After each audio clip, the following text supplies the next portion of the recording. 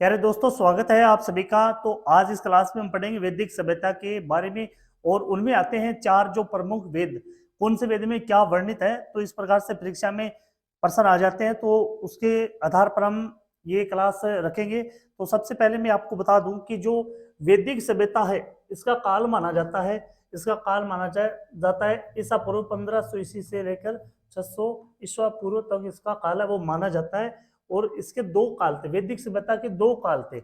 एक तो था इसका ऋग्वैदिक काल, ऋग्वैदिक काल, और दूसरा जो काल आता है वो आता है इसका उत्तर वैदिक काल।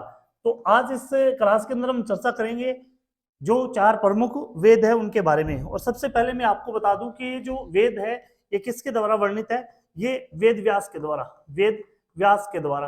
और वेद व्यास का अगर पूरा नाम पूछे तो इनका नाम है महर्षि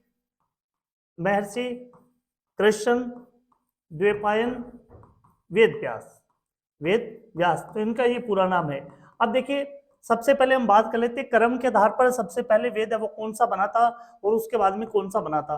तो यहाँ आप देख पा रहे हो, देखिए सबसे पहले आता है ऋग्वेद और उसके बाद में आता है यजुर्वेद, तीसरे नंबर पर जो आता है वो आता है सामवेद और चौथे नंबर पे आता है अर्थवेद। तो ये काल आपको क्रम भी याद रखना है कि सबसे पहले ऋग्वेद आता है, उसके बाद में यजुर्वेद आता है, तीसरा जो सामवेद है और चौथा आता है अर्थवेद। तो सबसे पहले आप देखिए इसके अंदर बात करते हैं ऋग्वेद के बारे में। तो सबसे पहला और सबसे प्राचीन वेद है वो कौन सा माना गया है, वो ऋग्वेद माना गया है। उसके बाद कुल इसमें मंडल यानी अध्याय की बात करें तो 10 अध्याय आते हैं इसमें। सूक्त यानी सूक्त की बात करें, ये संस्कृत का शब्द है, सूक्त यानी श्लोक। तो इसमें कुल 1028 श्लोक है वो वर्णित है।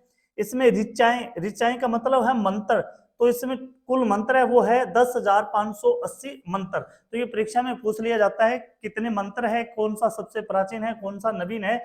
तो इसमें देखिए आप, मंत्र उच्चारणकर्ता को कहा जाता है होत्री यानी होता।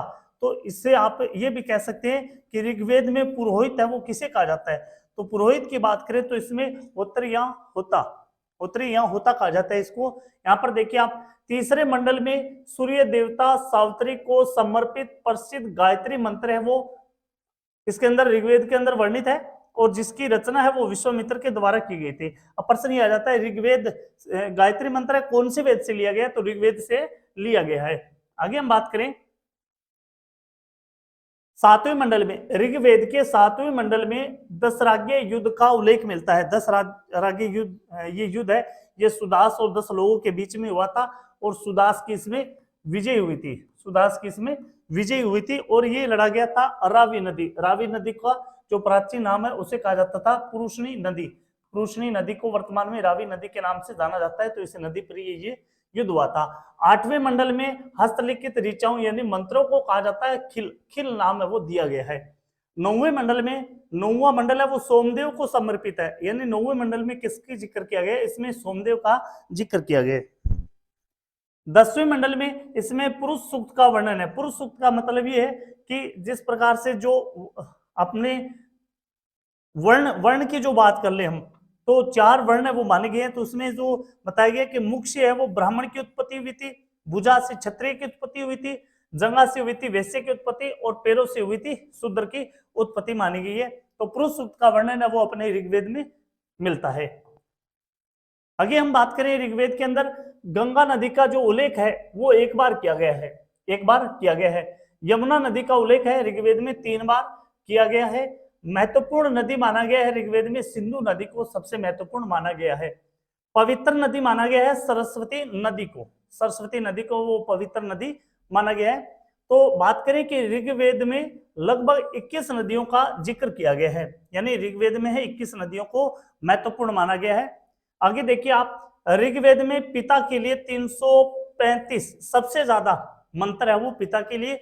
इसके अलावा भगवान इंद्र के लिए 250 और अग्नि के लिए इसमें 200 ऋचाओं की रचना की गई है, 200 मंत्रों की रचना इसमें की गई है। इसके अलावा बात करें तो ऋग्वेद के अंदर वर्षा देवता, युद्ध देवता और पुरंदर इनका भी है वो जिक्र किया गया है, वो ऋग्वेद में किया गया है। यहाँ पर आप देख पा रहे हो ऋग्वेद का एक उपवेद भी है जिसका नाम है आयुर्वेद।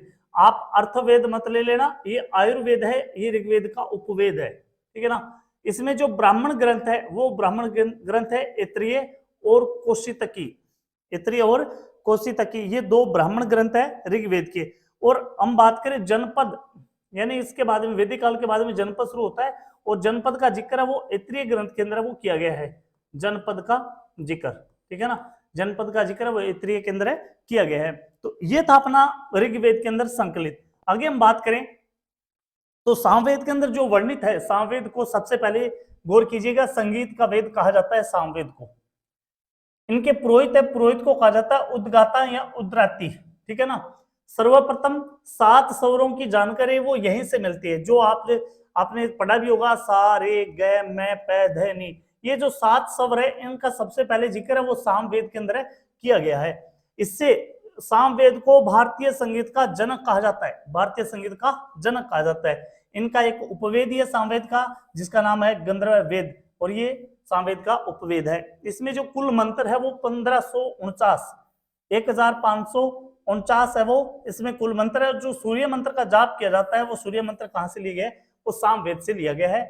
ब्राह्मण ग्रंथ है इस सामवेद का वो है पंचवीस, यानी पंचवीस को तांडे कहा जाता है, ये एक ही ग्रंथ है, पंचवीस या तांडे। इसके अलावा बात करें सामवेद का जो प्रथम दृष्टांत, ये वेदव्यास के शिष्य को माना जाता है जिनका नाम था जेमिनी, जेमिनी इनके प्रथम दृष्टांत थे। आगे हम बात करें, देखिए यजुर्वेद के बारे में बात करें तो इसे कर्मकांड वेद कहा जाता है, यजुर्वेद को कर्मकांड वेद कहा जाता है। और यज्ञ संबंधी बातें हैं वो इसी के अंदर मिलती है, यजुर्वेद के अंदर। घर के अंदर या किसी मंदिर के अंदर जो यज्ञ होते हैं ना, वो यजुर्वेद के अंदर वर्णित किए गए।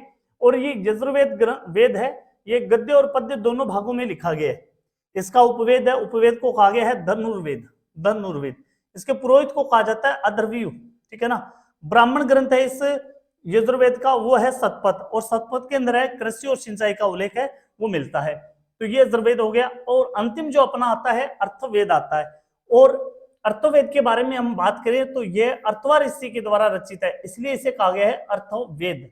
और देखिए इसमें जादू टोना, रोगनाशक मंत्र, श्राप हो गया, वशीकरण हो गया, प्रेम विवाह हो गया या तंत्र मंत्र, ये सभी की स्तुति है ये अर्थवेद में मिलती है। देखिए आपने देखा भी होगा झाड़ फूंक वालों को या श्राप हो, वशीकरण हो, प्रेम विवाह को लेकर के हो, जादू टोना हो, या कुछ ऐसे मंत्र तंत्र भी होते हैं जो रोगनाशक माने जाते हैं। तो इन सभी का वर्णन है वो अर्थवेद में मिलता है। ये सबसे नवीन वेद माना गया है, सबसे नवीन वेद है वो अर्थवेद है, और सबसे प्राचीन है वो ऋग्वेद है। पुरोहित, इसमें पुरोहित है वो ब्रह्मा को, इनका पुरोहित है वो ब्रह्मा कहलाता है। और इन्हीं के आधार पर इस ग्रंथ को कहा गया है ब्रह्म वेद कहा गया है। तो चारों वेदों के बारे में हमने जिक्र किया था, और परीक्षा में इन्हीं से रिलेटेड वो प्रश्न पूछे जाते हैं। आपको अच्छे लगे तो लाइक और शेयर जरूर करें। जय हिंद दोस्तों।